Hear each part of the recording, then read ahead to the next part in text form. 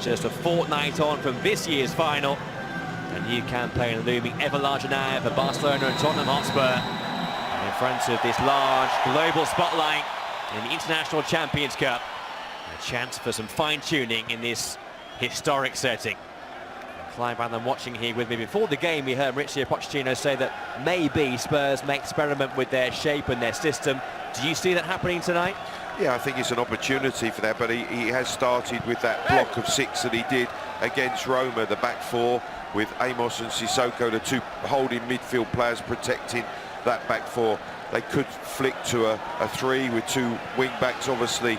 Kyle Walker-Peters on the left could become a left-sided wing-back and Aurier on the right, which he's deployed Aurier in particular in the Champions League in that manner. So yes, there's got to be flexibility, and that's something in a game like this that you can experiment with.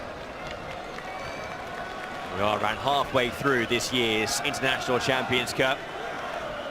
And Spurs, one of the big winners from the opening round of games, hoping to make it 2 wins in a row. It's the first sighting of Barcelona, the might of Barcelona at this year's tournament.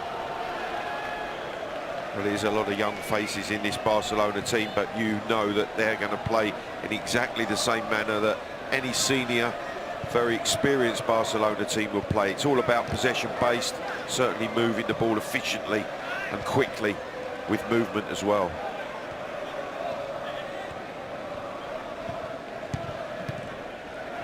First view for the Barca fans of the likes of Longley in their defence, and this man here, number 4, Arthur in midfield.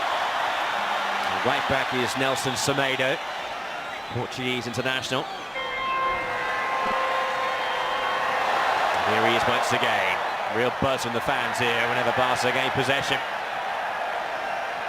I think the Spurs fans may be outnumbered here by Californians who are supporting the Giants from Catalonia. There's the Spurs boss, Mauricio Pochettino. It's a really interesting predicament that Mauricio has with so many of his senior players away at the World Cup, now taking their break, won't return to the fold, and probably a week before the Premier League season starts. So opportunity knocks for many of these young players to start the season for Spurs in the Premier League. He's not been a man too often over the past few years, Pochettino, who's been one to moan, but he has been just suggesting that the start date this year for the Premier League is a week too early, the transfer deadline ending before the campaign starts. Not too enamoured by that either. No, exactly. I think that he knows what he's up against, and maybe not initially at the beginning of the Premier League season will it take effect, but I feel that maybe a couple of months in, with so many of his players having been through the summer, deep into the World Cup, that they